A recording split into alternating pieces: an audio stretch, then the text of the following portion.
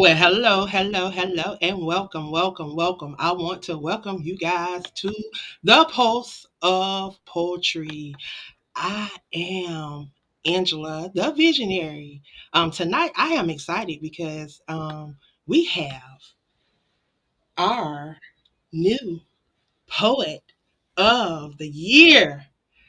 On behalf of Aspiring Authors Magazine, she is the amazing host of this show, and I am truly, truly honored to have her in the building tonight and to have her a part of this network to be able to provide a space for poets.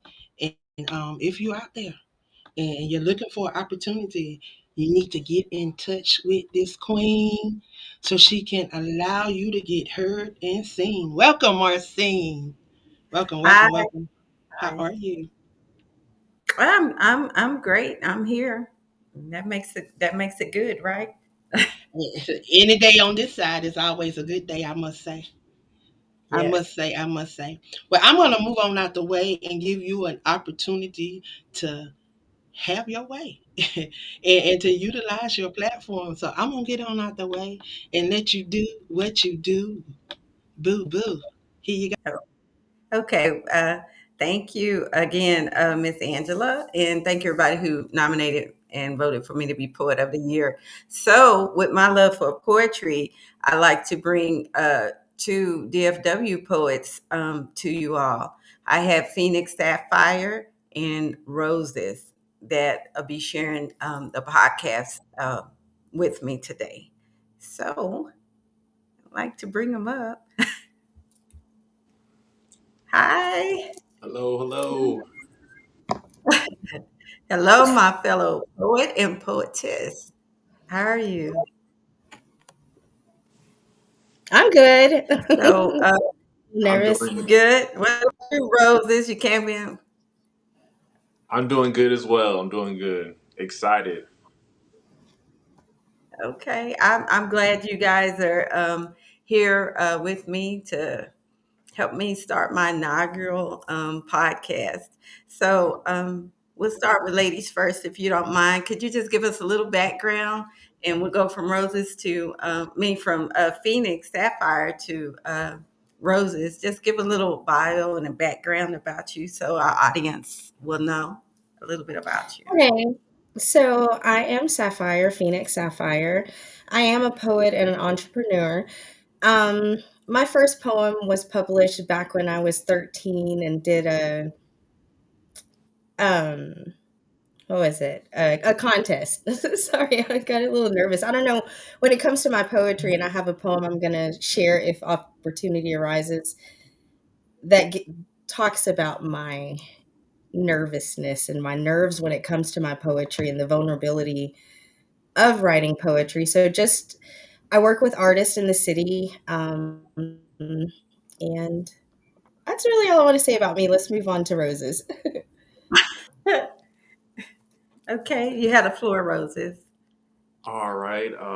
My name is Roses. I'm the founder and CEO of Sculpted Roses Company. So I'm a business owner and I'm also the chapter leader of Texas for the Poetry Business Network. And I'm an author, I'm a writer, an artist, and a lover of cinema and fashion, and I try to kind of dip my hands into different areas and pots and kind of diversify with what's best for my brand and who I am.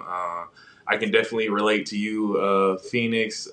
I'm very much an introvert, but I felt called Mhm. to the stage as a way to kind of share my testimony and story. And so, against what I like to do, I usually go up and get on stage and share some poetry and be vulnerable. And so, That's yeah, that's a beautiful. bio. And isn't that the hardest part of being a poet? Because I think a lot of us are kind of, I can't say for myself. I'm introverted, but I'm introvert extrovert. Mm. Um, Hmm. and the thing about being a poet, we have to be vulnerable, right? So I'm gonna ask you guys. So how do you handle the privacy, balancing being private and vulnerable when Mm, putting your poetry out there? mm. um, well, in my poetry, I don't care about vulnerability. It doesn't matter. When I'm speaking to someone and there's not 100 eyes or even 20 eyes on me, it flows easy. When I feel a lot of people are going to judge what I'm going to say, or I've had poems that I've written because I speak a lot about consciousness where friends have like, this isn't the right environment to speak about that in. And so it's one of those things where you just have to be free to be yourself and flow in who you are, um, and just let it be what it is. Right. About Yeah, you, Roses. I definitely agree with that. And I would say when I'm on the stage or writing poetry, it's the one place I can truly be myself and be 100% vulnerable to the best of my ability. And I try to challenge myself. If there's something that comes to my mind or when I'm writing that I feel like, I don't know if I want to share that, I try to push myself to share it because I want to be 100% genuine and I want to share my story. And because also you never know who else is going through the same thing that is still silent and they're not able to say it. So if I can say it and it can help someone else, all the more reason to share it. And but if it's not poetry, I'm I'm a closed door pretty much, unless you're close to me and you're in my little circle, then I'll share some stuff here and there. But outside of poetry, I'm pretty shut.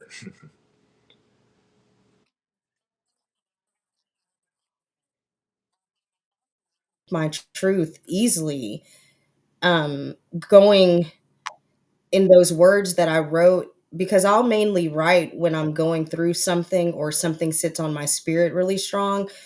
I'll go and I'll pour it out on paper. So as I was growing up, writing from being back in middle school, it was something that was just for me. I would write it and I would leave it there. So as my words and connecting with people started to resonate, and I did my poetry for a couple of friends here and there, and they say, "Oh, you need to get on stage, you need to share that." It just gives me the chills when I do it, and so I'm still very nervous about it. So it's the opposite for me. I can share, but getting up there and reading those words, it feels it's so close to my heart that it's difficult at times. Mhm. Yeah, it's nerve wracking your first time doing it, but Every you have to be authentic to yourself because, like Roses pointed out, which was a very valid point, is you give voice to people who may not have the courage to give voice or who may not can articulate what they want to say, right?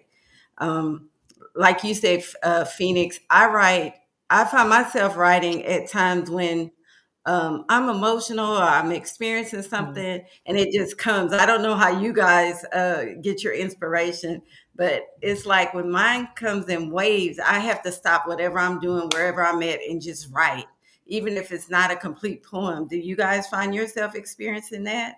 Where you just had to write to get your words out, to get those Mhm. thoughts out before you lose them to the universe? I definitely You're right. agree with that. Yes. Yes, most definitely. I have multiple categorized notes for writing. Then I have small notebooks that I keep on hand because I like to handwrite stuff too in my pocket. And so I'm always, stuff will just come and I got to jot it down. And there's been plenty of times where I say, okay, I'll remember it and usually don't. And then I'm mad at myself. And so, yes, Yep. you got to write it down right away. I forgot the most important question. What are you guys' genre? What do you write about? What is your main genre? And how did you get your stage name? That's something yet I have to find. Okay, you want me to go first? Ladies first. Phoenix. Yes, ladies Okay, first. okay. So Sapphire was first. She came from, I was going through a divorce and everything, and I didn't want, my mom was like, keep your kid's last name. But I was at a place where I was being renewed and I didn't want that last name. And I was just looking for something else to call myself. I started calling myself Amber Sapphire at that time. Mhm. Phoenix, my kids, we were going through a lot, and I don't know. They called me on the phone and they were telling me something that happened, and I said I felt like we were overcoming so many things back to back, and I was like, I feel like there's fire flowing through my veins. And my daughters were like, they called me Phoenix, and their friends started calling me Phoenix, and that's where Phoenix Sapphire came from. um I love a phoenix. I love a phoenix. It's close to my heart. Yeah, it's rising from the ashes. And, Yes. as I've elevated, I kind of don't go by that name so much anymore, but it is how people know me. But I got used to standing in those ashes and that fire, and I don't care if anything's burned down. I'd rather be sad today so that I can be peaceful tomorrow. And I want to Right. face things, and I have this strength that I don't think a lot of people are used to. So I I don't wanna stand in ashes, I don't wanna burn things down, but the rising, you get addicted to the pain, or the ability to overcome pain, Right. and I'll stop there. In my, genre of poetry, I really don't think that, I would say that I flow towards consciousness, but I don't know what genre that would fall in, or the right way to say it, but, Well, that's awakening fine. is that a genre? Consciousness, spiritually aware. Yeah. Yeah. Yeah. Okay, so that would be mine. All right. Okay, Okay. Roses. I hear your name.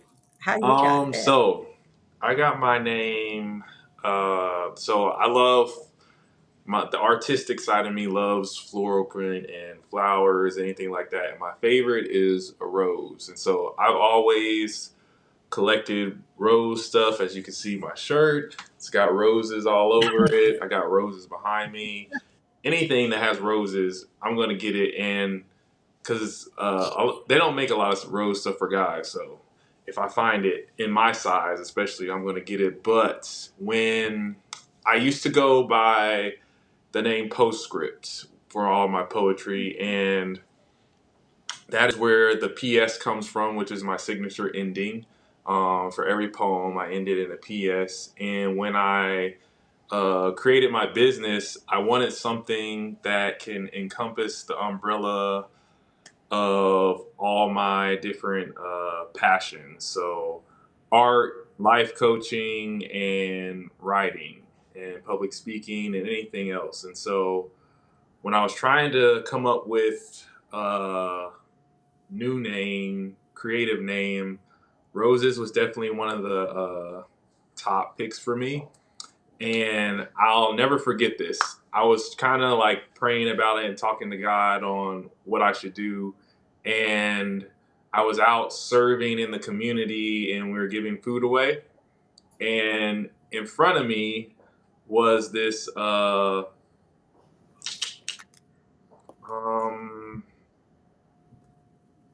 little thing of cupcakes. And there are seven cupcakes in there. And seven is the number of completion. And I had seven in my head a lot during that time and season. And the top of the cupcakes looked like roses.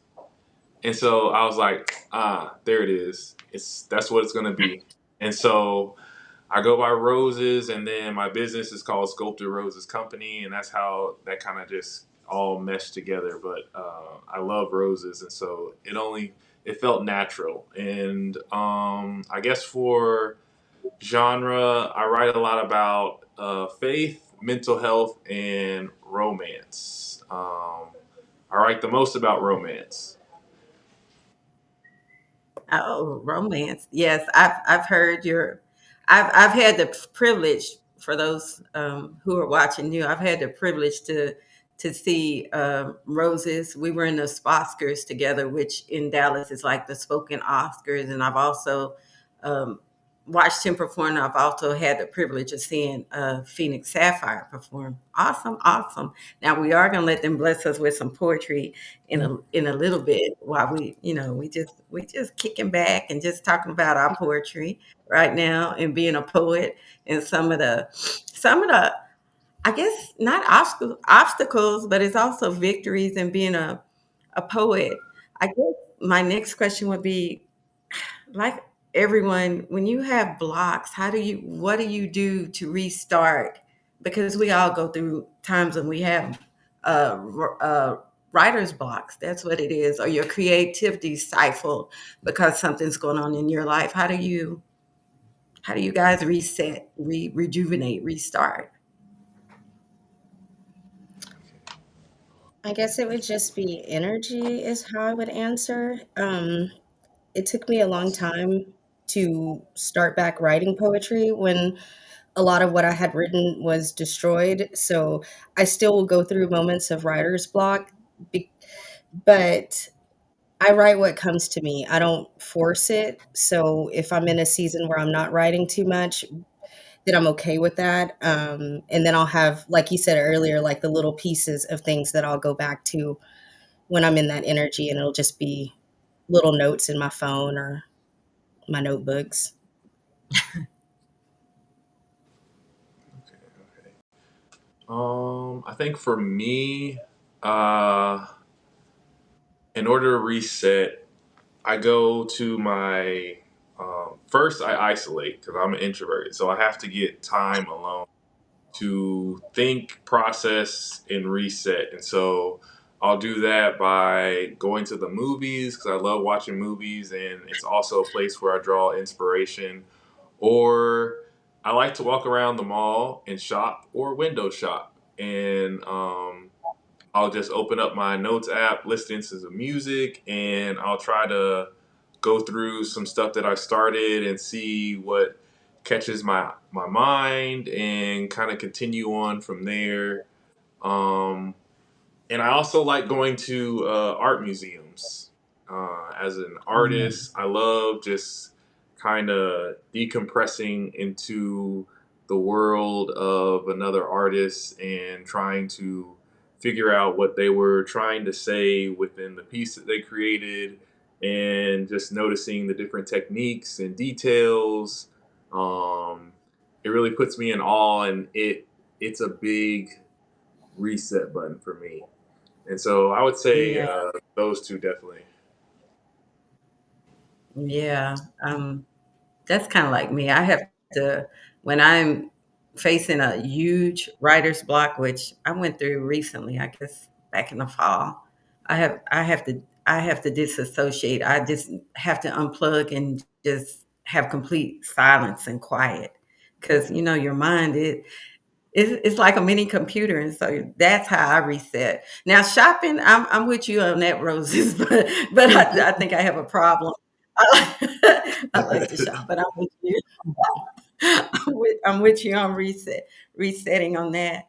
Um, but yeah, writing is something else, and I know both of you guys have worked on books, and for me, that kind of made me shut down when it got in the, after I'm done the editing process. That is my least favorite part of writing. What about you all? The editing, Lord.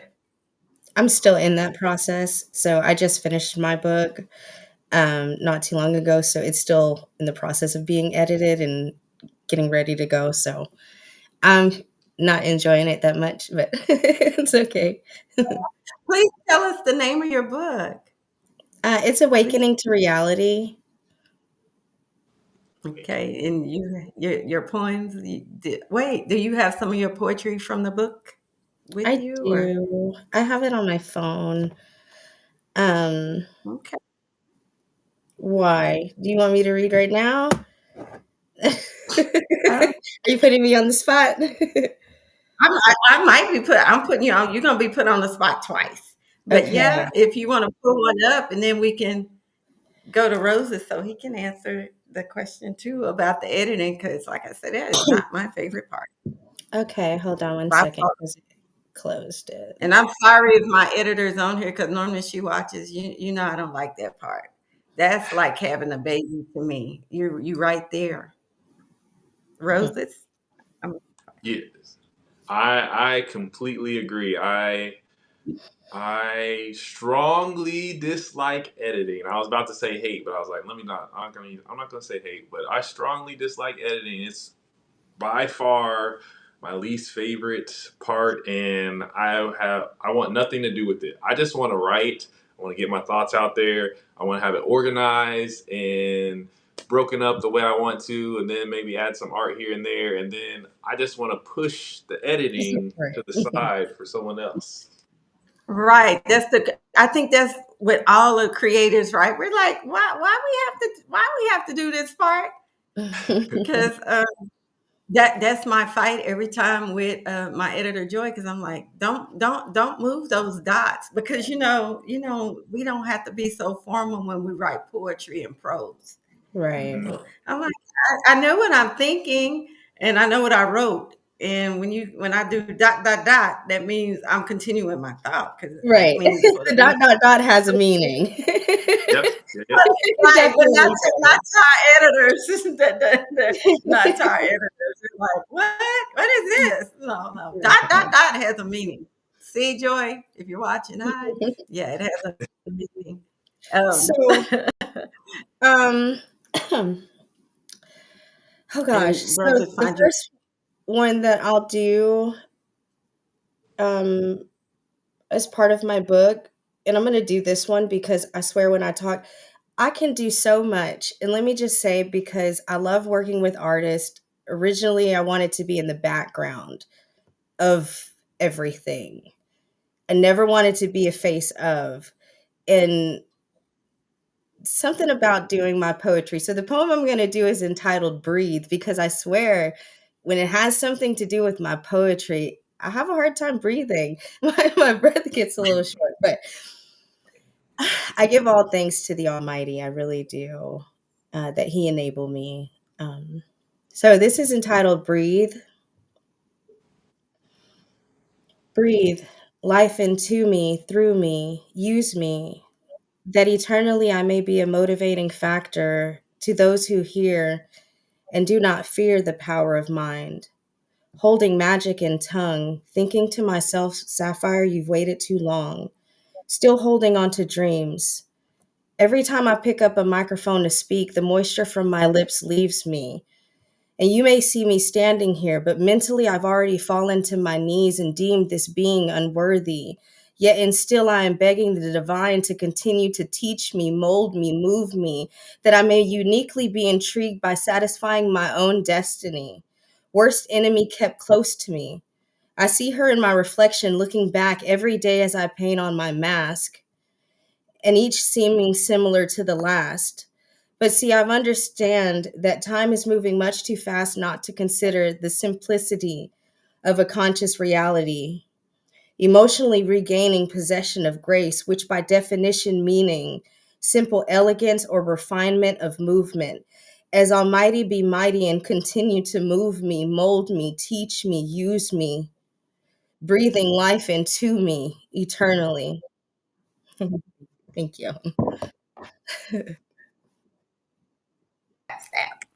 Oh God, yeah. Thank you. That was beautiful. Thank you so much.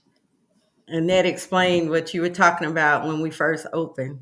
Yeah, because it's every time. And remember when we did it, the show in Richardson? I don't know what Right. it is, but I do need more practice. I have focused a lot of my attention on other people and other things in the city and creating and doing events and stuff like that. That the time that I've taken from December to now and actually focusing on my book and what I want to accomplish is, I'll be out there performing more very soon. Yes, please do. And baby girl, you don't need no more practice. You just need to do. I know. Just do. Thank you. Just do it. Yes, Action. ma'am. Action.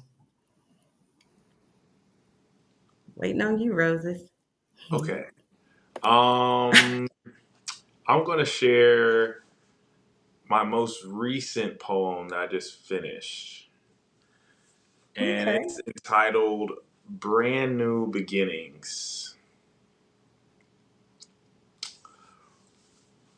The first book of the Bible is Genesis, and the last thought I had gave me a revelation. When you think of new beginnings, you smell the tears of a fresh coat of paint. Some might even say brand new beginnings feel like midnight after New Year's Eve. A painter's palette of fireworks explodes with hope that has never felt disappointment. Brand new beginnings remind me of the candle musk of a new book with pages that haven't stepped into the footprints of crow's feet. However, sometimes brand new beginnings seem to be the alarm clock for my anxiety that reminds me of how much I prefer the sanctuary of solitude.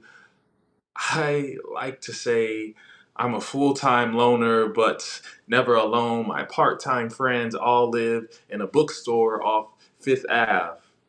We usually meet up there like every other Saturday to discuss dreams that don't get enough sleep, love that is misunderstood, and a hope that matches Casper. I usually dress down, but on the weekend escapades, my favorite colors are stitched within my essence and bleed through my accessories, dripping onto the array of paths I could choose.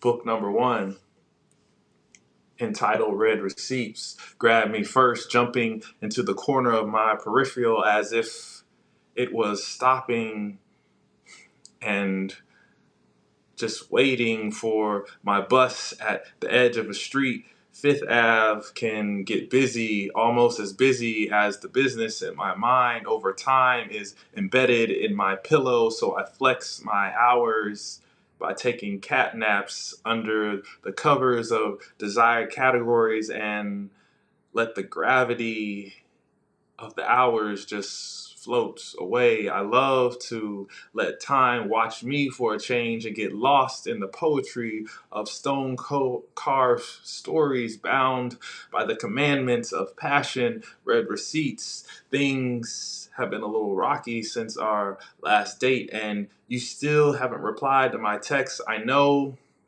you need to be watered and read and protected and comforted, but I have been stuck on the same chapter for more than a few days. They say just start something else, but I'm not the type to go book hopping. I've typed a couple of books enough to know they have feelings too. Yes, I want you to come too. I can't stand the thought of our porcelain being broken up. I promise I'll read more between the lines of your life. Just promise me it's not too late. Late fees are never in the budget, and I don't want to budge for someone else to get what my heart will die for, but sometimes forever ends before the end. Book number two, entitled The Music of a Muse, and it interrupts what we have going on. Cheating isn't as off putting as it used to be. Please forgive me. I told myself I'd never be that guy, but I just got to see what's inside. So I walked inside the walls of pages as her songs scribbled across my guitar heartstrings. I love the conversations you pick that don't need words. I want to read your book and your blank spaces just so I can feel what space is like. How do you make Earth have no gravity? I want to read the braille of your goosebumps, and I want to feel every inch of everything, thoughts moving too fast to see all this transpired within half a blink, eyes open, and she was just sitting there, glowing. The music of a muse has a hug that scratches like an old vinyl that only plays on the second try. Now I'm confused. Do I really want a second chance or just another chance at lust? Self love is a must, least you rots in the rust of forgotten titles. I really don't believe in titles, but there's this girl, the same girl, coming up in different titles of these poems. Attention, the library closes in 10 minutes. Where did the time go? I always get lost behind your eyes. Guess this is goodbye. P.S. Never mind. I'll just bring both books with me.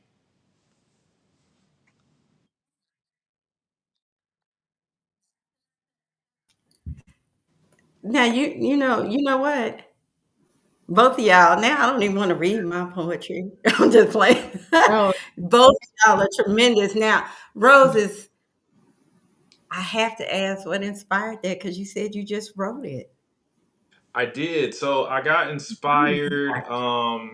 I just competed in the Texas Storytelling Festival, and the prompt for the storytelling slam was brand new beginnings. And so I was trying to put a little twist on it. And of course, I always come at things most of the time from a romantic or romance perspective. And so uh, the line about where I talked about the crow's feet and like the middle of the poem is where I started, and then I kind of like added everything around it. It kind of just shaped and flowed, and I wrote it.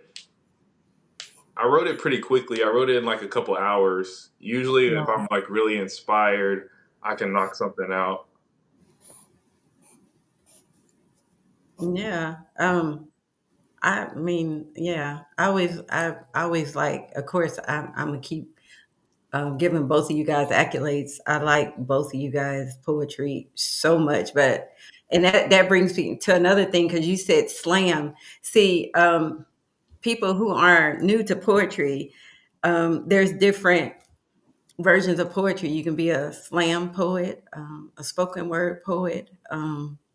Oh gosh, I'm thinking of another one, a prose poet. So, what do you consider yourself more of?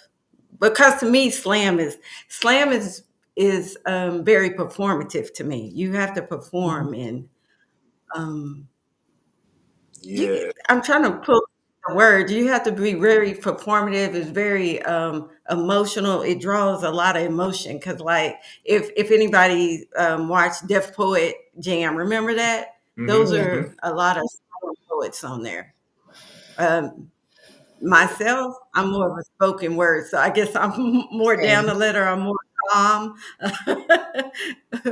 um, you, Phoenix, or I would say I'm a spoken word poet. Definitely not a slam. It's universe for that, but yeah, definitely spoken word. yeah, I'm trying to. I completely agree with y'all. I'm definitely more of a prose and spoken word poet. I did that slam competition as a challenge to myself. It was on my birthday, and so I was like, this seems like a Nice. cool thing to do, and it was fun. I enjoyed it, but I definitely don't consider myself a slam poet at all, and so I just wanted to get out there, try it, and it's a good way to practice and keep things moving. I, you want to know why? Let me be very honest. Why I can't be a slam poet? It's my memory. Mm. I might remember. I don't think I can.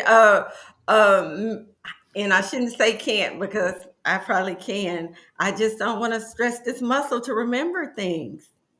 Um, I do have some poems memorized, but I literally have to practice like like when you're getting ready for Easter, when you were a kid and preparing for your for your Easter poem. That's me before I have to perform anything memorized. I guess I put it like that. The you Phoenix? Um, I can memorize it, but like I was performing at Mavericks for a show we had with DFW Music, and there were a good like 100 people in there, and one person at the front looked me in the eyes. I lost all my words.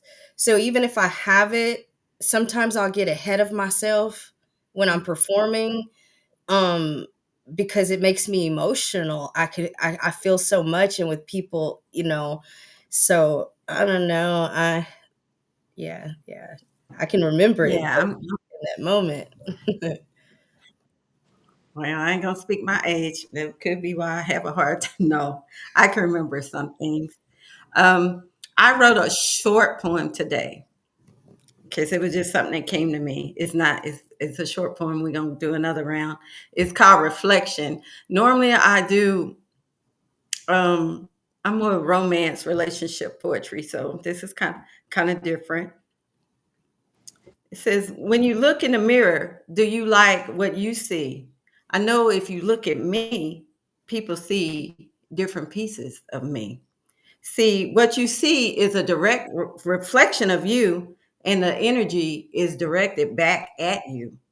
To some, I'm the quietest, nicest person you may know. To others, I'm a foul, heartless menace that walks around. This again is a reflection of you floating back through me. Everything is energy reflected times two. So if you see something you didn't like in me, turn the mirror and take the reflection and see you." Facts. So Yes, ma'am. Okay, okay. Yes. yeah, I wrote that in the middle of driving to work. So that was what was that, Not me. I don't know Angela? what that was. Oh, we. I don't know if the audience heard that. It was kind of like a Japanese gong. Like, woo, okay, I have respect. Okay. Who's doing that? I don't Okay, know. well, thank. Not me. Okay, okay. So,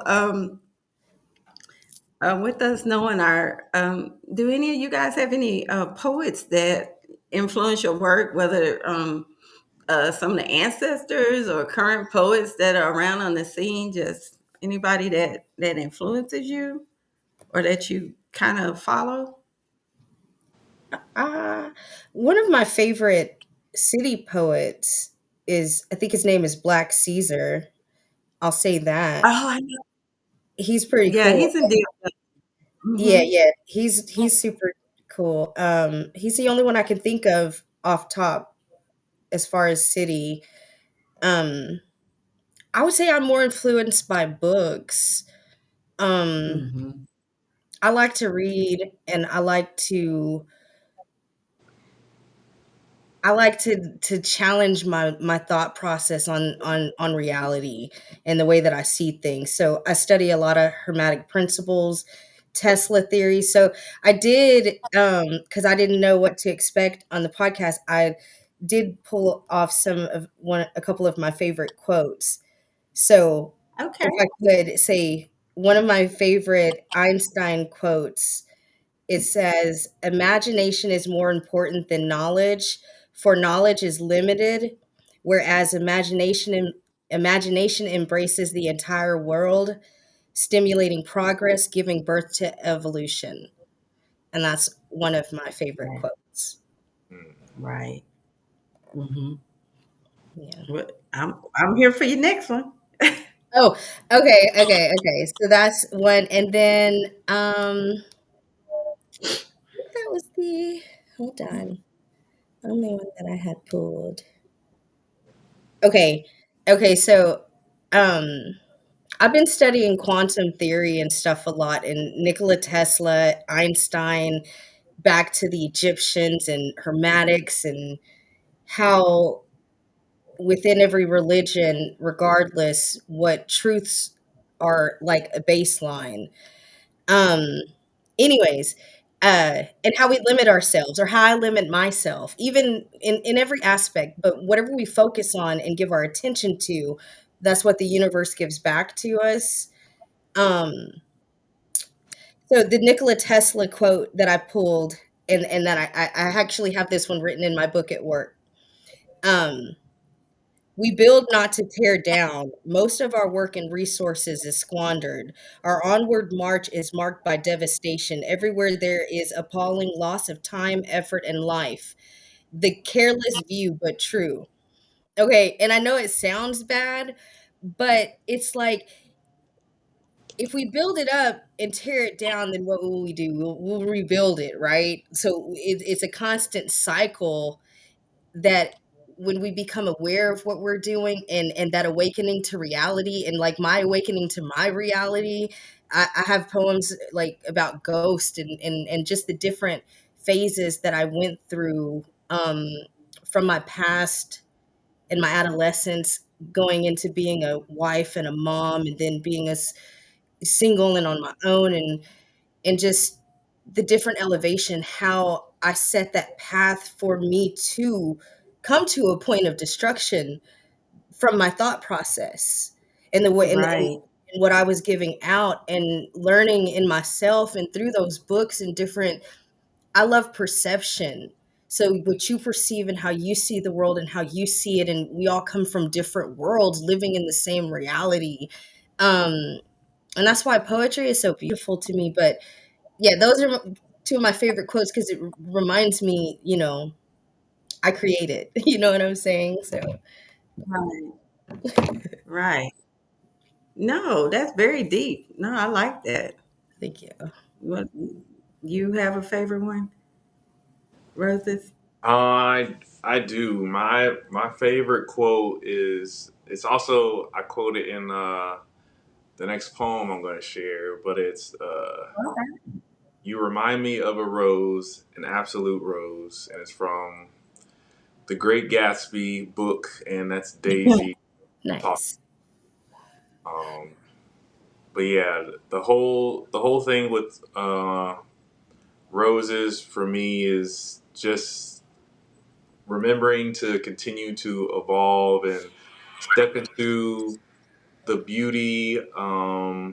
And I kind of talk about this too with the poem, how uh, dead roses and dead petals to some is just as beautiful as the ones with life, and people save them Mhm. and cherish them, and so there's not a lot that you can compare to the duality of a rose, I would say. True. That's so true. Mhm. That's actually a beautiful comparison. Um, one of my favorite quotes is by Malcolm X. He says, "If you have no critics, it's likely you have no success."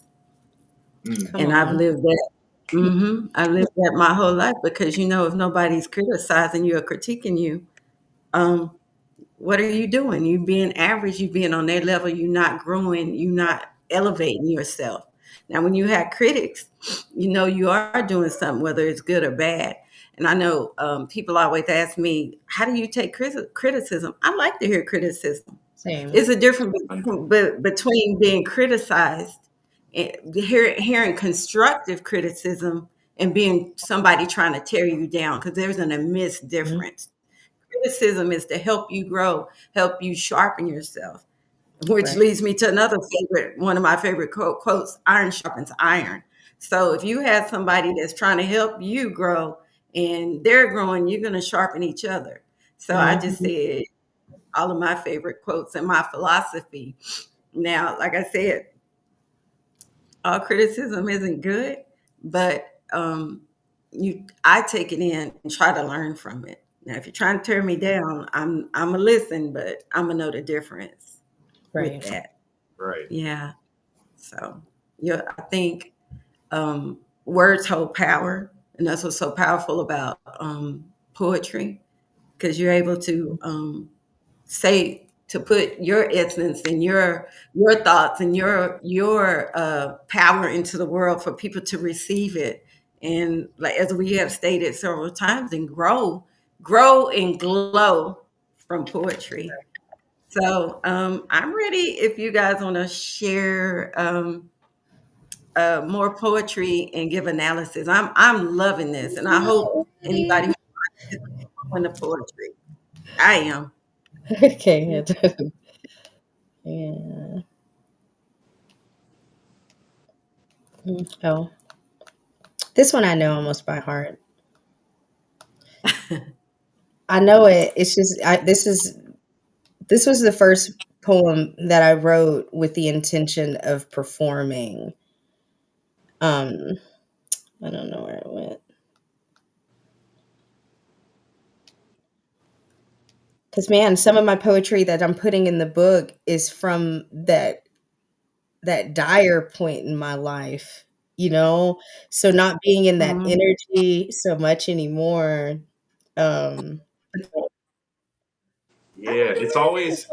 it's always weird to me when Mhm. I go back and read some of my poems on like mental health and stuff and seeing like where I was at and reading Yeah, them compared to now where I'm in a much healthy and better stable state. I'm like, oh my goodness, I wrote that. yeah, Right. I mean, that's how it was for me because I know you guys know I started out through a divorce and healing myself, and I look back at some of those poems in my first book, and I'm like, "Oh wow, that cut deep, and that really was me. I was like this and mhm, had thoughts like this." But your poetry shows your evolution. That's what's so Hmm. lovely about it. right, Back right, Yeah.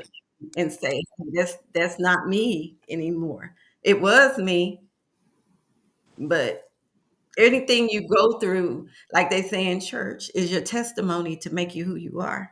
right. So if you hadn't that, you wouldn't evolve to where you are now. Growth. Exactly. We And no matter grow. how bad. True. Mhm. Mhm. So true. Are you ready for me? Yes, ma'am. Okay. Okay. So, like I said, this is the first poem I wrote with the intention of performing. And I actually wrote it in my mom's little hallway, standing up on her ironing board. And it just poured out of me. And then I added more to it later. But it's entitled Stand. I stand here as I am. I do not attempt to deny or save face. Still, I seek his embrace. Knowing not if this dream I chase is covered by his grace, still I stand, devising plans of success for everyone around me, feeling left alone to watch my people sleep, not wanting to change or bend the frame of your existence. Rather, you would want to miss this. So you can claim you did not know or could not see, but he is the air we breathe. Lie to me, I will not cease to be, but become a phoenix. See, this fire encompasses me.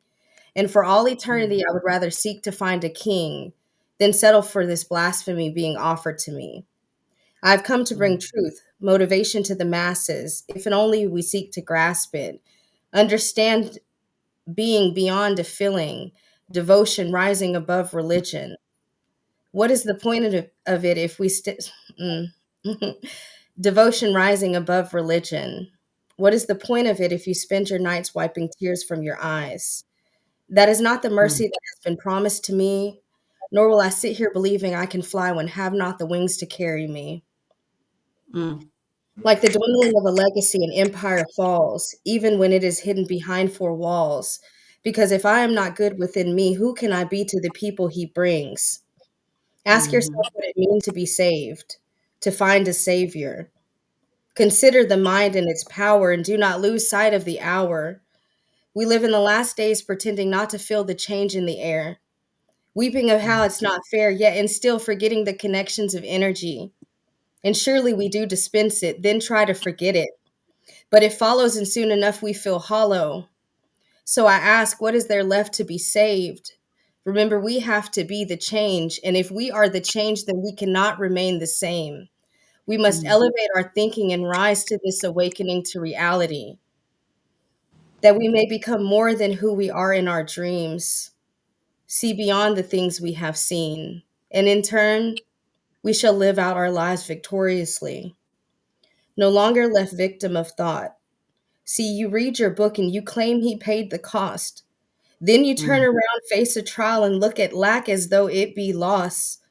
But see, if he be almighty, maker of peace and tranquility, and I am made in the image of he who created me, then in my being it must be known that I am the individual creator of my reality.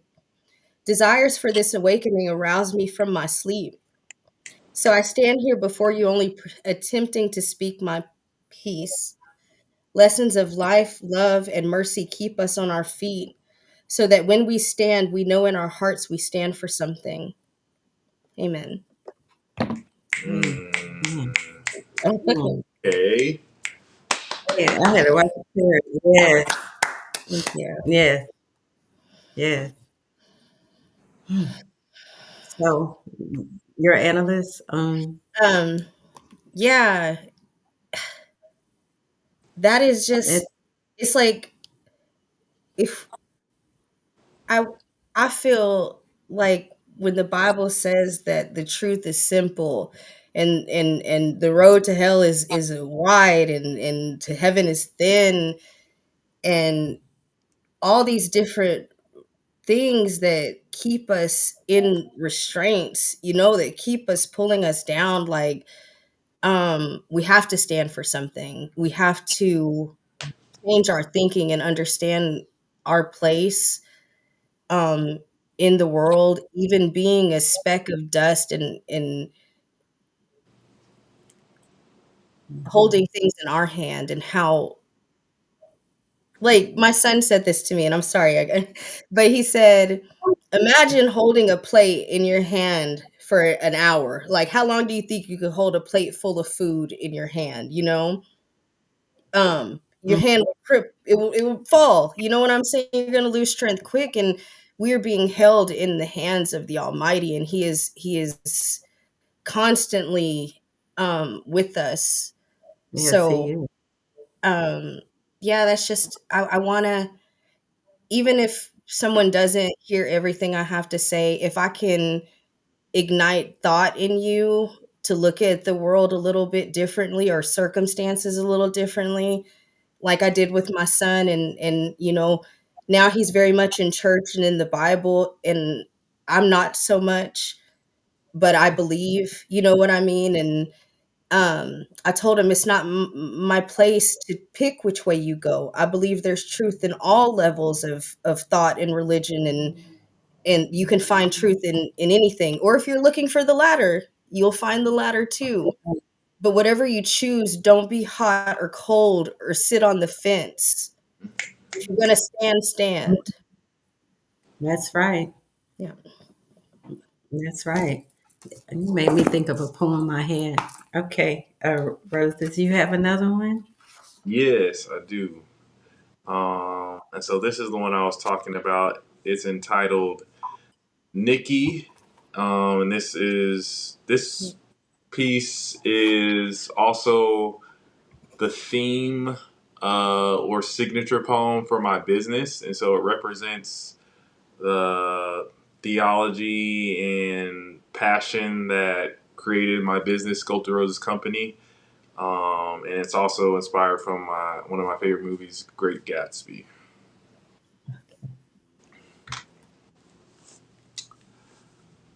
If beautiful was printed from a negative, it would be the silhouette of a rose, because roses are sculpted from the hands of immortality, breathed from the marble no one saw. As a flower, every petal flaunts the gorgeous of galaxies, positively divine. The eyes of roses are as ocean deep as the sky is blue. They see life the way we're supposed to live.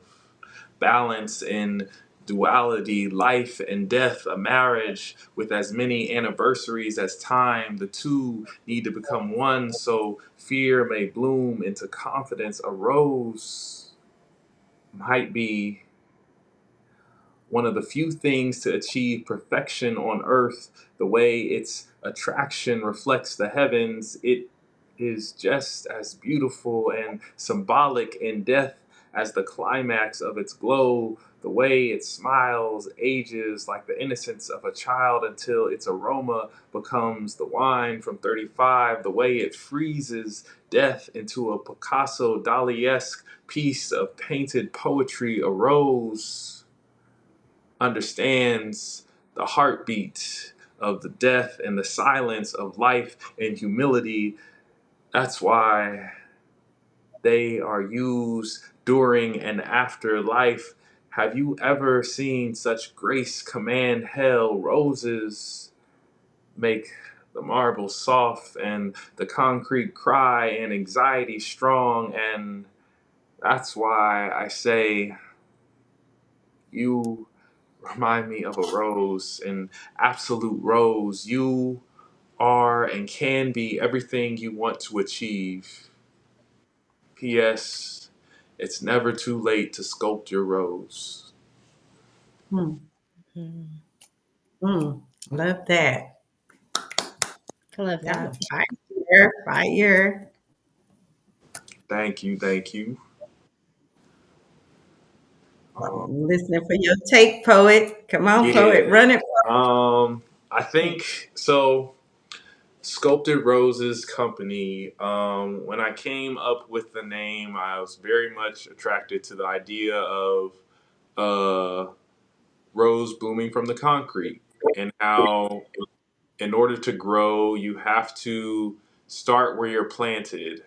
I think a lot of the Mm. times we all get caught up in the comparison trap of looking Yeah. around at everything else and what's going on, and we try to grow by taking different pieces of everybody else that we like and add it to us, but that doesn't work. And if it does work, it's not a permanent or long lasting fix. And so the idea behind Sculpted Roses Company is to bloom where you're planted, recognize who you are with the reality of your weaknesses as well as your strengths, and challenging yourself by asking the hard questions and just taking it one step at a time and growing and molding that marble, that concrete into something beautiful, and knowing that you can do it.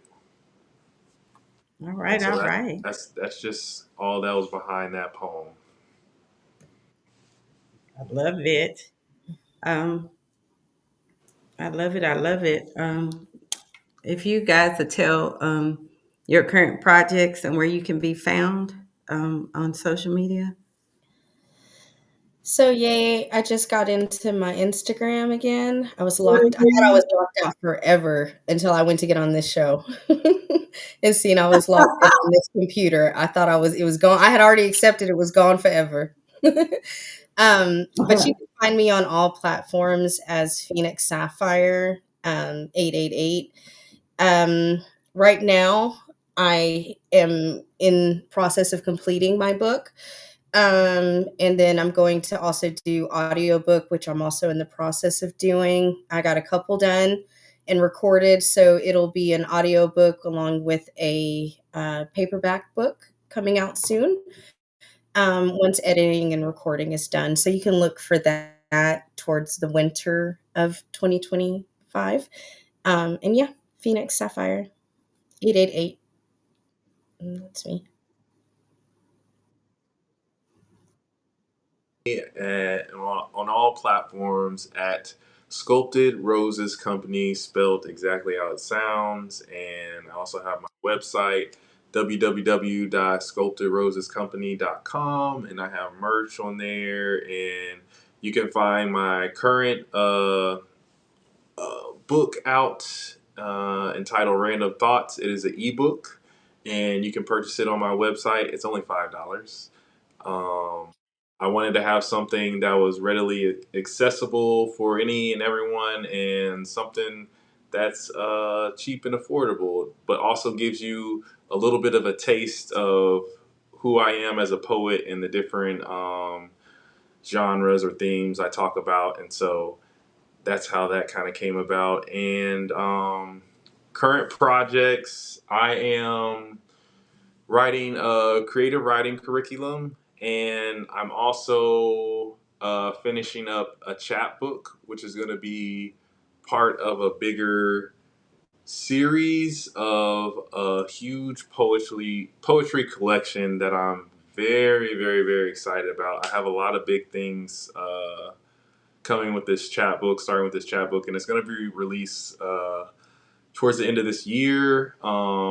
So just stay tuned for that because there's a lot of very cool things that haven't been done within the poetry world yet that I'm going to introduce. And so it's cool. I'm excited.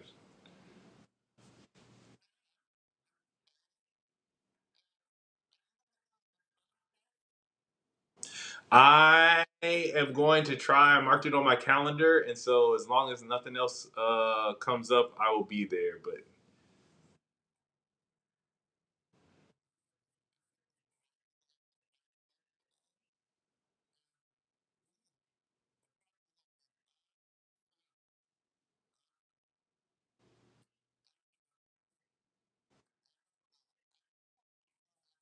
Guys, because I'll see you at um when is it? April the 8th for open mic?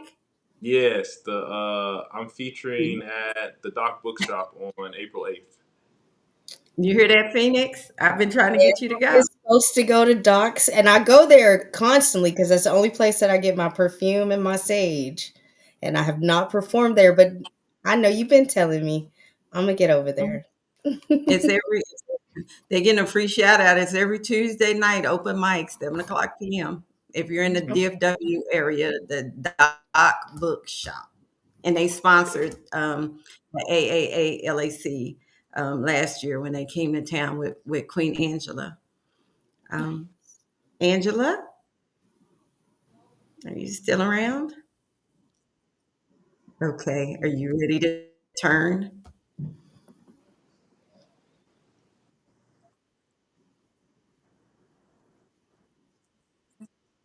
I said, are you ready to turn? I said, are you ready to turn? Mhm.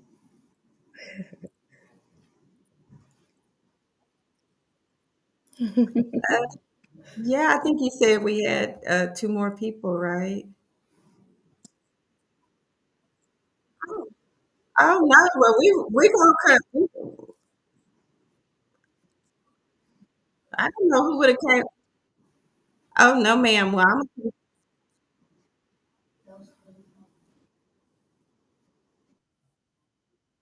no, ma'am. Well, I'm gonna continue with my. Oh yeah. Oh, really?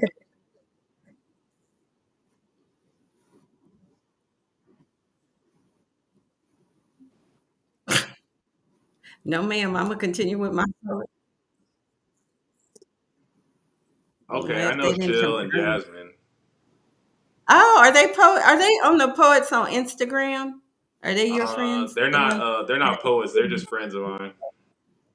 Oh, okay. Well, we will continue on. Sorry, people. Woo! This is the first show, so we're gonna Yeah. continue with our post of poetry with Miss Phoenix Sapphire and with Roses if they still want to stay. We just have the home stretch going through because I am enjoying the poetry. Okay, well we're continuing. So, Okay. sorry, Miss Angela. Um, so so with your last, and I'm pointing, sorry, uh, poem, Ah. Roses and Phoenix. I normally don't do my Devil's Reflection. It's a poem that I wrote, and when I heard your poem, Phoenix, and what you were talking about, you know, with the Almighty always being in our life, I have a poem that I wrote called Devil's Reflection that I'd like to share with everybody, if it's okay. Yes, Okay. The please. it's The devil's reflection is always in your eyes. Who is it that you despise? Fix what's inside, make yourself whole. Don't let the devil own your soul. See, the devil is tricky. Remember, he was God's right hand man. He loved, planned, and protected God until he fell. He fell long and hard from grace. He lost his place. So now he tries to own anyone who will open up and be owned. A lost soul, desperately seeking someone in a plight that can't be undone. Steady falling, and he's calling to you. Get him out of your soul. Make yourself whole. You still have time to reconcile and rise. Leave that devil behind. So Mhm. Yes, I'm Okay. real ma'am. sure. Okay. Mhm. So I know we were just talking about open mic. So when you guys go to open mic, do any of you like to perform with music or any other kind of media? I write to music, so yes, because when I have the music behind me, I say it different, and the music helps me because I be rushing, and that's what people you gotta be trying to get it out you go. So no, but the music helps me to stay on point with it, and it also crescendos and flows different with the music behind it. Right, right. Right. I have a poem that I probably do with music before we get off. Okay. I agree with you. The music puts me in a different space. It Hmm. helps me because I like to karaoke. Anybody who knows me, I like to Okay. karaoke. So that helps me. That actually helps me memorize my poems or feel more confident performing them because what is poetry? Poetry are lyrics, and your poem can be a song. So that's what helps me. Um, you roses? I love to write to music. I write to music all the time. I have not performed with music, and to be honest, it's very nerve wracking for me because I can't. I feel like I'm basically the opposite of Phoenix. It doesn't calm me down. It makes me more anxious Sure. because I feel like with the music and the beat, if I misstep or need to freestyle somewhere in the performance, then it throws everything else off of the music. And in my head, I'm like, oh, nah, I don't know what to do now. I haven't learned how to just freestyle with music yet. And Oh, so, see, me neither. I can't freestyle. Really? Not at all. Not at all. But I'm beat deaf, No. so I can't hear the beat right. I just speak on the beat, if that makes sense. Well, mm, I can like when I'm looking for a song to go with my poem, I listen to the music. I listen to it, and then I'll stand up and I'll speak the poem. Mhm. And that's how I guess, like I said, it's like karaoke coaching, right? That's how I learn it. And then sometimes I can hear music and it spark me to write a poem. I'm in. I have a friend that's she's a musical therapy coach, and so she teaches about the different the music. I don't want to mess it up. The music tones, like different tones, can make inspire you to write. And I'll listen to her playlist and different, because music does like alter your mood, right? right. Yes.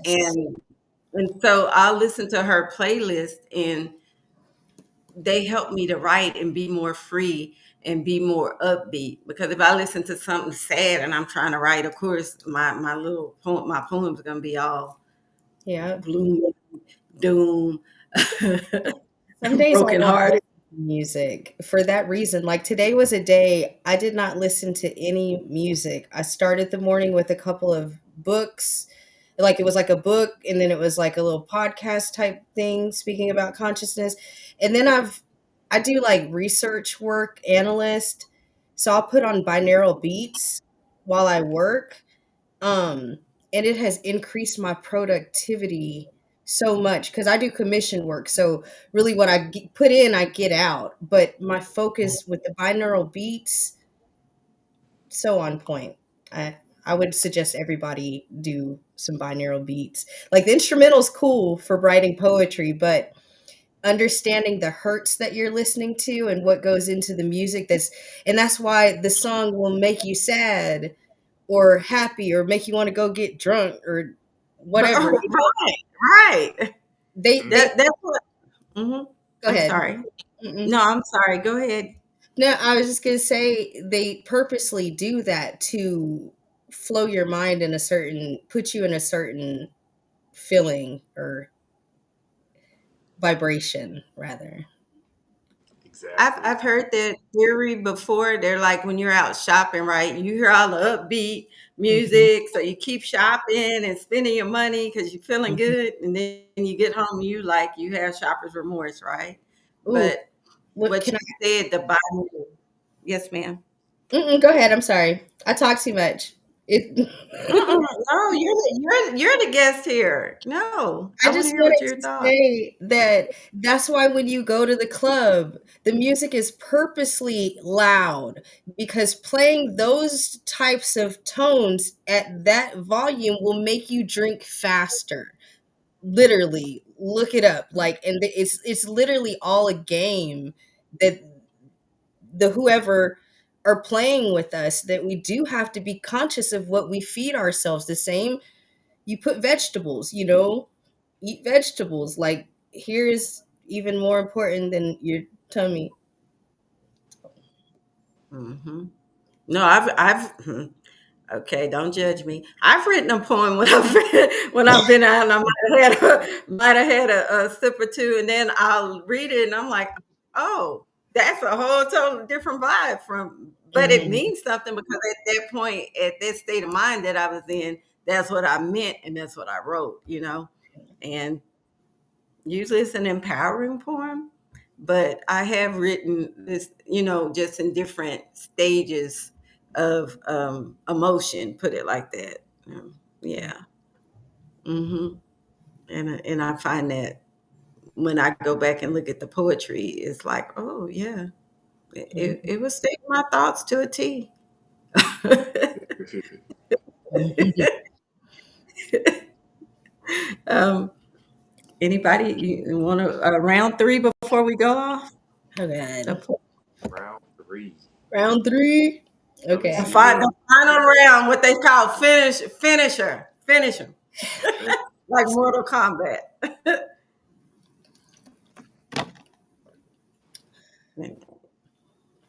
And since we're So, talking about music, I'm gonna do mine with music, just so y'all know. okay. You want to go first? Hear me? Okay, let's see. And actually, I'm gonna do the genre that I like, romance, and it's called. Let me see if I find the music real quick. Um, you. Let's see. Let's see if I can find the music real quick.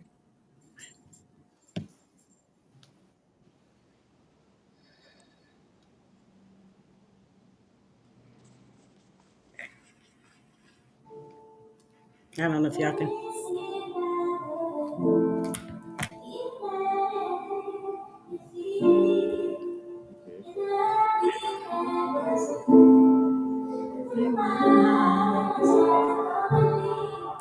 See, you said you loved me, but you lied. You broke my heart and you left me to cry. You took away the light from my eyes. You left me in the dark, alone and cold. See, you said you needed me, but you didn't. You found someone else and you forgot me. You threw away the memories we made. You left me in the past unwanted and cold. See, you said you wanted me, but you changed. You changed your mind. You gave up on us and you let me go. You ignored the promises we swore. You left me in the dust, broken and cold. See, you said you loved me, but you lied. You broke my heart and you left me to cry. You took away the light that was in my eyes. You left me in the dark, alone and cold. You left a hole in my soul. But see, but see, when you did this, you made me grow. You made me realize that love isn't dependent on one person. It takes two. So I healed, understanding the revelation. I survived. I found someone who brought that light back to my eyes. He loves me to life. Yes, to life. Life. life. See, see, if you wouldn't have filled me with sorrow, I would know joy. So thank you for saying you loved me when you didn't. Thank you for breaking my heart. This gave me a brand new start. See, you opened the door to my future. So now I can close the door on you, my past. See, thank you because I'm no longer in the dark, alone and cold. Baby, I'm whole. I'm new. I'm revived. I'm loved. I'm celebrated. I'm whole. And just like the phoenix from the ashes, I rose.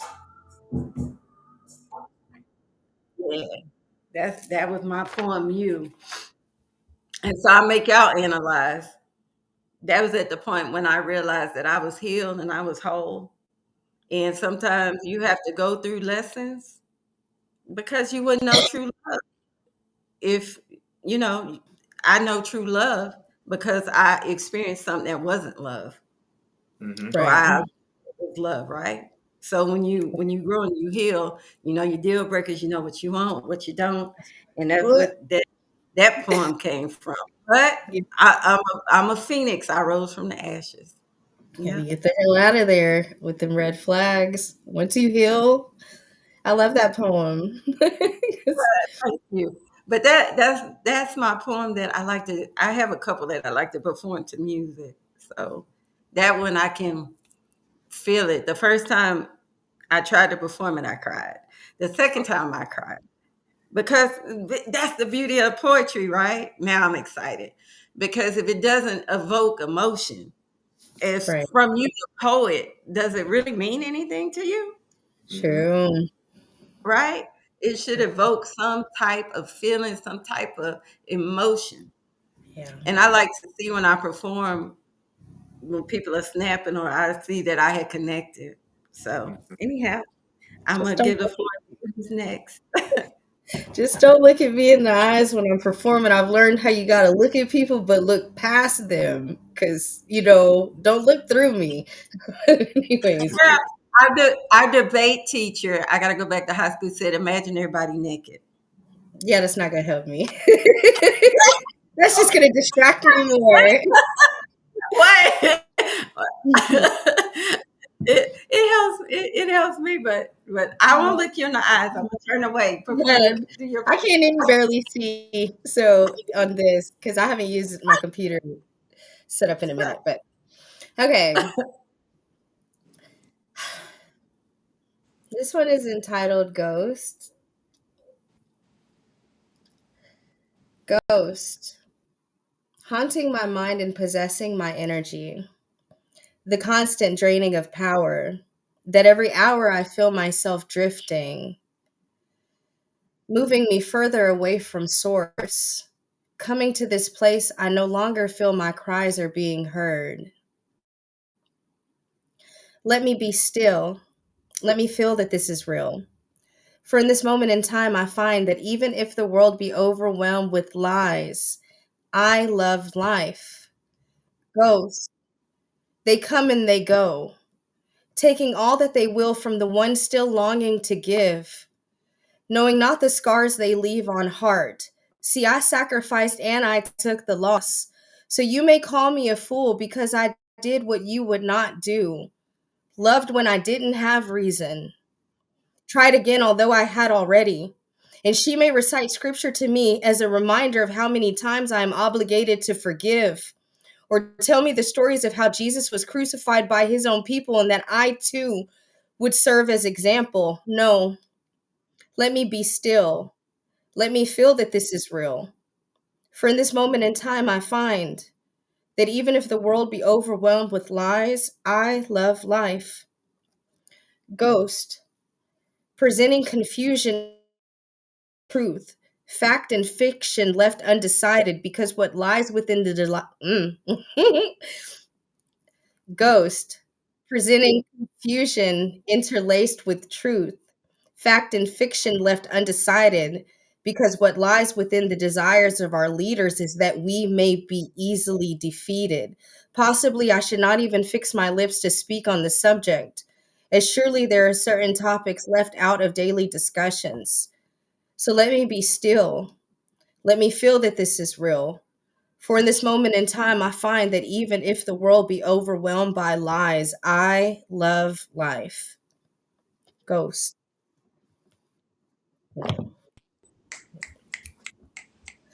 Now you know the rule. Oh, You know the rule. I had to hear yeah, why.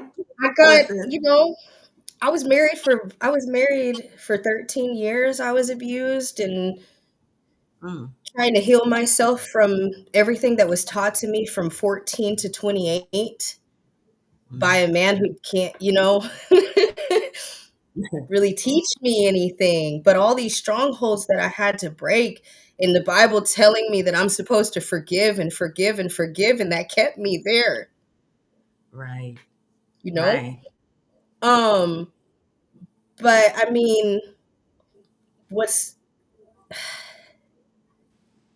so it's like, and then it haunts you, you know what I'm saying? Because no matter how successful, now I'm a single mom. Now I got all these kids and all these things and perceptions that people want to look at me like, well, go back to your husband or do this or do that.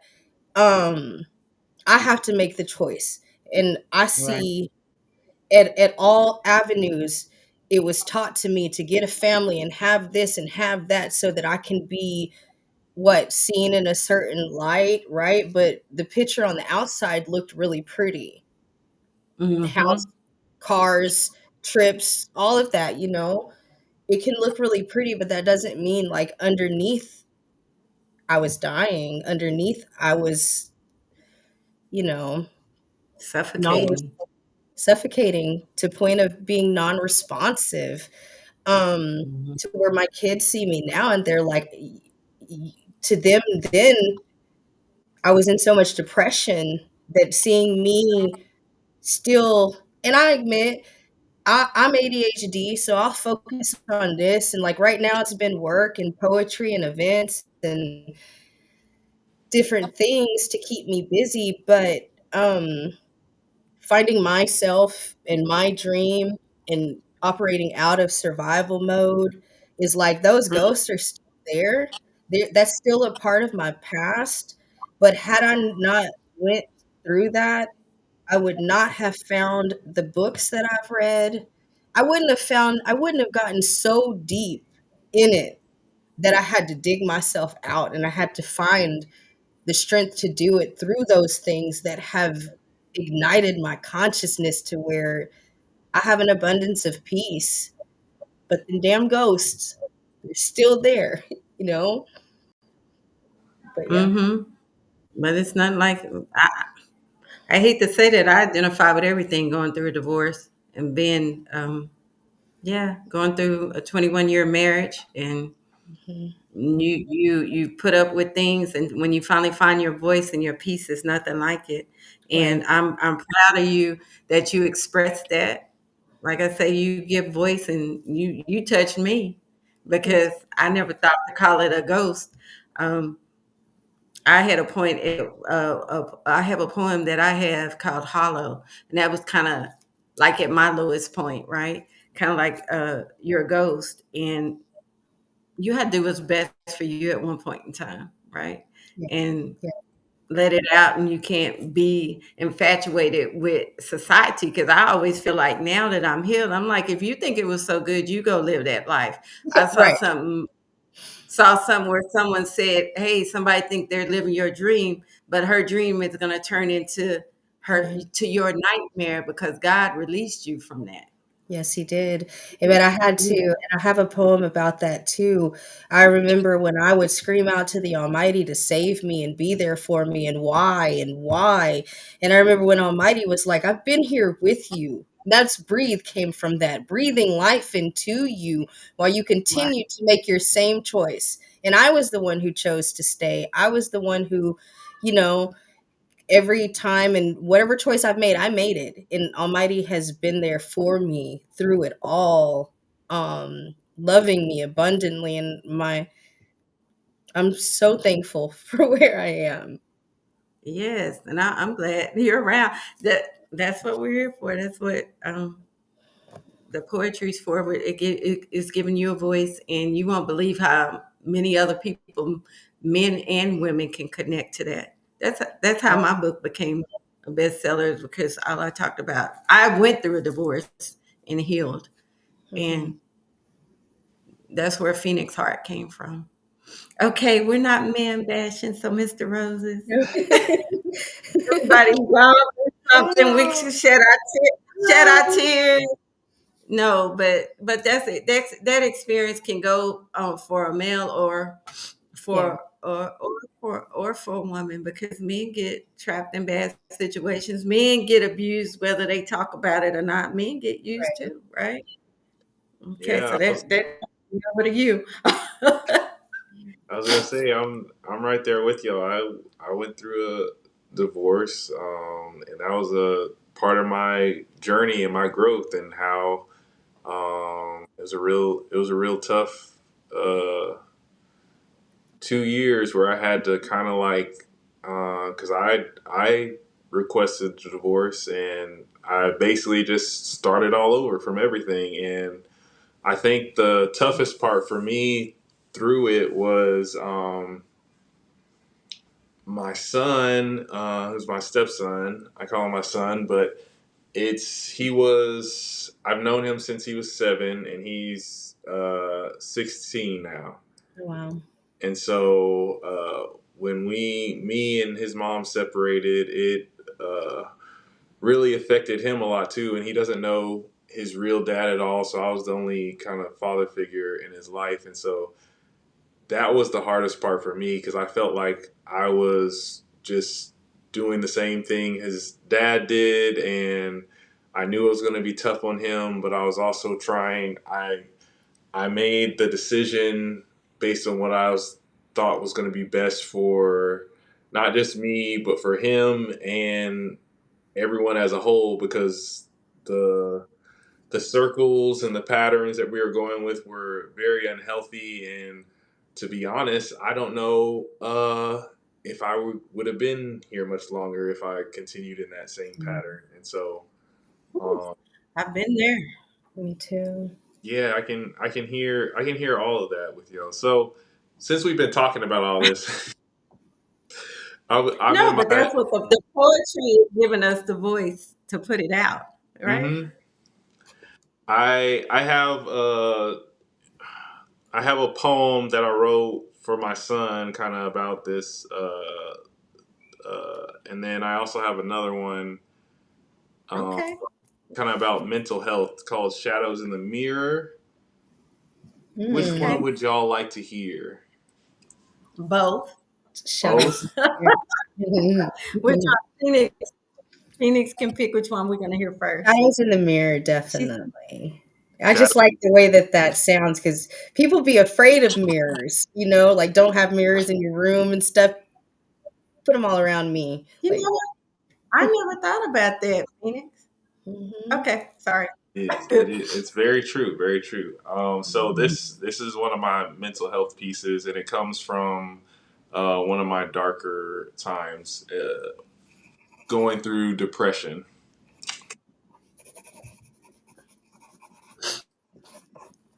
Have I really been working on myself, or did I just change from my work clothes to something more comfortable? Is this depression, or is it just the pigment of my skin? Can I defeat you, detached from you, or are you so fingerprinted to my thoughts that I simply keep running away from me? Sometimes I wish I could just escape me. Myself wears a mask, and I am tired of getting dressed up just to feel down. I'm black, said my mind. I live in the shadows of sadness, watching the sunlight from a distance. If only the heat from the sun's smile would kiss me, maybe it would melt away my sadness. I'm black, said my words, followed by "you're different, they won't accept you, you don't fit in." I'm black, says the mirror, looking at a reflection of depression. I get so lost in my waning emotions, my waxing moon can barely breathe. it's so cold that even the rays of light feel sad. I'm black. I'm depressed. I'm black. I'm oppressed. I'm black. I'm obsessed with the idea of my feelings living on equal ground. I'm black.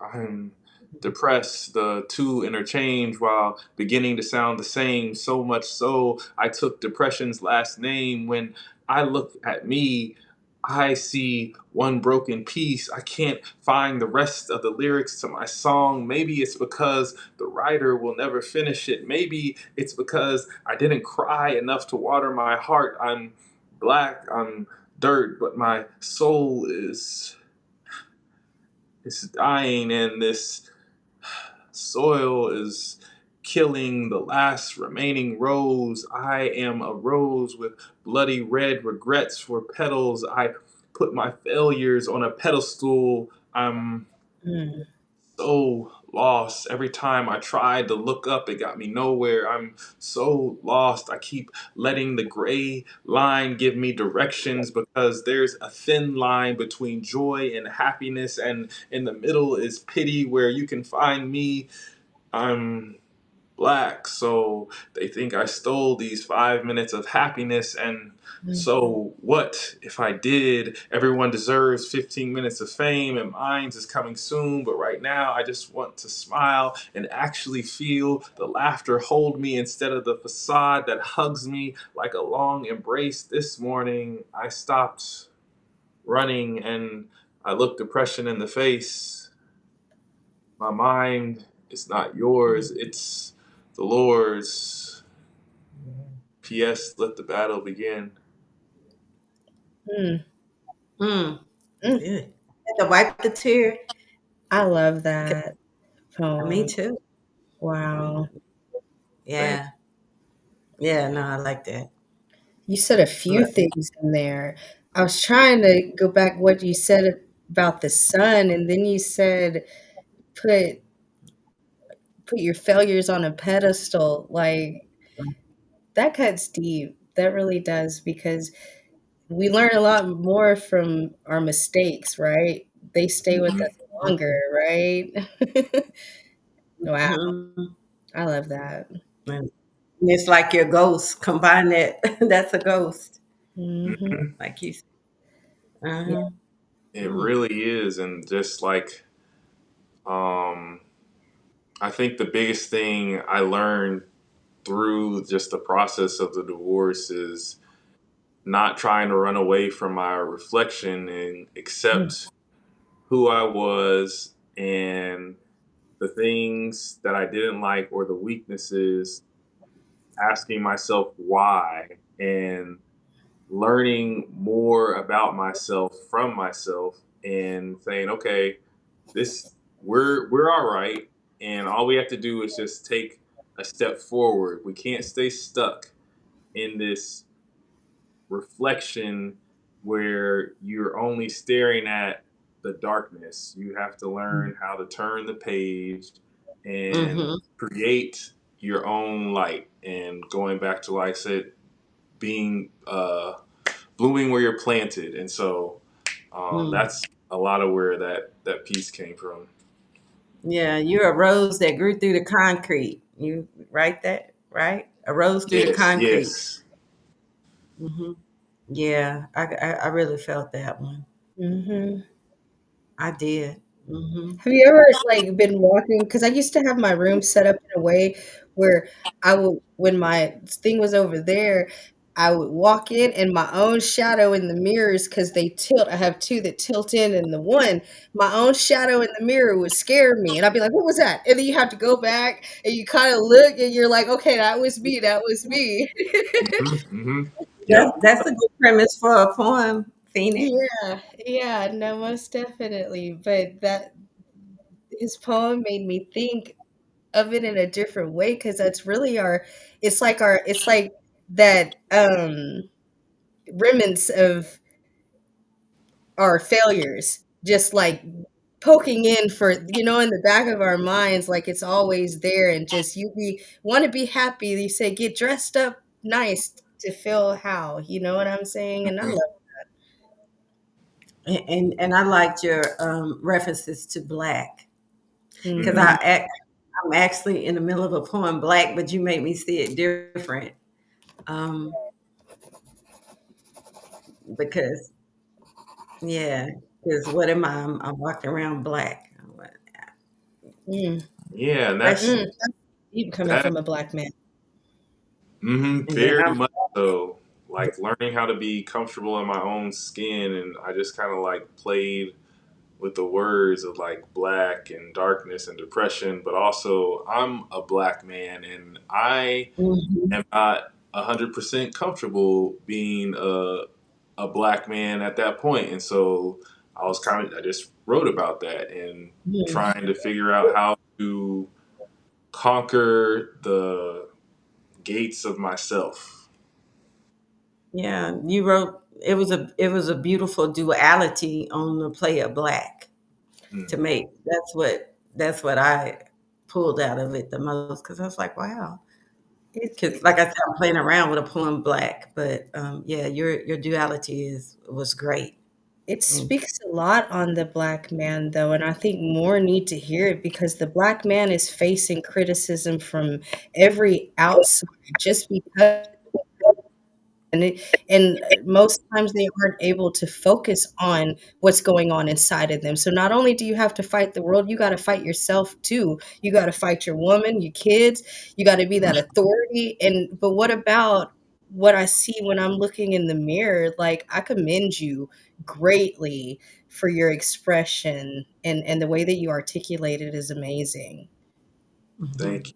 Thank you so much. I really appreciate that. And that's in the same way I'm learning all this, I challenge myself to share in hopes that it can inspire someone else to do the same or teach someone else how to do the same because we all need that. Right. Mhm. We do. You gonna do your last poem, and then I think we got about 15 minutes and wrap up. Okay. Okay, so this one is entitled My Son, Remember This. Mhm. Coloring when you're younger is letting each shade have its alone time.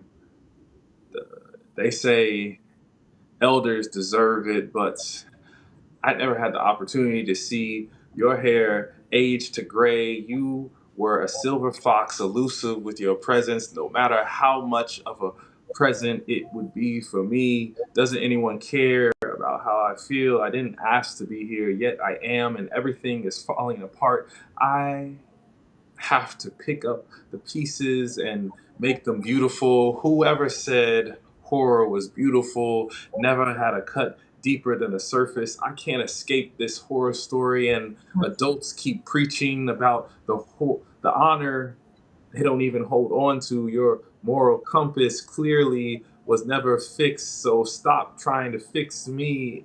I'll do it myself. Just like everything else, I don't care if I take the long way. What's a little more pain with this depression? This is what I imagined your thoughts said after you heard me say, Mom and Dad are getting a divorce. I'm sorry to have multiplied the trend of men walking out your life, son. I'm sorry, and I hope you don't keep your hands around the neck of a grudge. My son, I love you. I'm sorry, your picture of love now has a crack in it. My everything, if you hate me and ignore everything else, please remember this: respect is earned, not given. So learn to give it even when it's not deserved, because pain can learn to heal when patience reflects. Respect can't be bought. So don't spend your money on brands expecting it to elevate your title. Your name holds a weight more valuable than gold. Not even the world can hold you. Let nothing hold you back. Dad will always have your back. Respect those who hurt you. more than the love they didn't give. When you treat respect like the kindness everyone should receive, you won't have to ask for it. Then you can paint your own future. Coloring when you're older is letting the paint sit at the grown folks' table and mix in conversation. Yes, no matter what, our colors will always match. Mm. I love that too. You just said I'm making me cry tonight, huh? I love that. Um, Again, a lot of men don't express their love as they should for their kids, and that's what I like about that poem. And my favorite line is, "I'm sorry that I had to leave a crack." How do you can you run it? What was that line? Can you run it back, poet? Hmm. That I had to leave a crack. My son, I love you. I'm sorry your picture of love now has a crack in it. Mm. Right. That's so deep because a lot of kids experience that Hmm. when parents split, and that's just Yep. such a. I mean, I don't want to cry, but it's just such a um, what poetic way to say that I'm sorry that we split and your heart is split because the kids are split and they do see a crack when parents leave like that. You know, Yeah. Hmm. when you, yeah, that's deep. Yeah. Mm. Mm, And yeah. again, to be a man to have that level of motion for a child that's not biologically yours is a testament in itself. So it's speaking on so many levels, but love is love, you know, Right. and it's beautiful and it breaks and it mends in pieces and having that expression to show. You said he's 16 now? Yes, he's 16. I hate it because he's a whole young adult now, but I still think of him as a little kid. No, they stay babies. My kids are now 21, 19, 18, Mm, and they are still babies, but you see them be molded into who they are. Like now they get to make their own choices, and you get to see how much you've actually taught them by hmm. their character, Right. who they really are. So I really do personally, I sit in awe of my kids. And if you look back, like they'll joke because a little girl came and tried to run away over here from What? one of the friends came over here and said the mom was trying to make her do clean something, so she ran away. And like my son was like, "You, the levels We that ran. you know what I'm saying to the struggles that they've been through and what we've been through, to see the way that they handle themselves and stuff is amazing." Right. Hmm. Right. That's just, yeah. That's just awesome because you're still being a guide, an influence for him, Hmm. regardless, because Right. your poetry speaks volumes. Hmm. So we're winding down a little bit. I had to ask a fun question. So, if you had your poetry turned into a mini saga, a movie, who would you want to play you Yeah. Oh, as an actor, actress? Who fits your personality?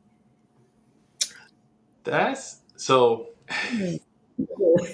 I'm biased. I don't know who would fit my personality the best, but I know I know I have my favorite actors that I go watch and see, and, Mhm. and like I really like Ryan Gosling a lot. I'll go see anything that he's in, even if it's trash, just because I like him. Yeah, Um, you're a movie fanatic too, movie buff. mhm. Right. And then I also like Johnny Depp a lot too. I feel like his offbeat, quirky weirdness fits the artistic side of me that people don't really see a lot. Hmm. It's in there. So Ryan Gosling. Okay. Okay. Yours, Phoenix? Ooh, I always felt like my story. I would say the two off top I would want to play me would be Laura London or Kelly Rowland. Oh, Kelly, she's a little spicy. All right, Yeah, all because right. I'm not, people will talk to me. I'm in tune with every side of me. So to the level of passion and peace I have, to the same levels of fury and aggression flow in me. So like Kelly Rowland in that what was it, Mila Koopler or something like that. Her and Mia Khalifa. yeah, and Yeah. Laura London from back in the day and that soft side, because that is who I am, but a lot of times circumstances brings out another side of me. So one of them. Yeah. Okay. I asked the question, and who would I like? Carrie. I love Kerry Washington. I Mm, mean, she's just Mhm. classic. She's strong. She's smart. Um, and this is crazy. I really started liking her when I seen her in the role in Django, because she okay. was, remember, she was a slave that was locked away because she was so smart, Oh yeah. Hmm. and she would not give in, and they beat her, put her down, whatever. But a man came for her, and I liked her from that point. And then I didn't fall into the scandal craze until later. I like her, and then I love Taraji. So Mm, Mm, yeah, yes. Taraji. Taraji. yeah, Yeah. Taraji could be the other side of me. If we had duality, she could be the other side of me. What you say, the feisty side. Yeah, Mhm. Taraji's no nonsense, and Mhm. and I liked her in oh God, I can't think of the Tyler Perry movie when I wish she you was actually kind of nutty, but when she worked all that time for I can't think of the name of it, when she worked all that time for him and then he up and married somebody else. However, she did give him the boot. Oh God, yeah. acrimony, acrimony. I liked her in acrimony. I Mm. mean, I'm not saying I was her, but I kind of could, could relate to some of that. Not all of it, but to some of that when you build people up and then they feel like they walk out even though she kind of pushed them out. But yeah. So before we leave, I know we did this at the break.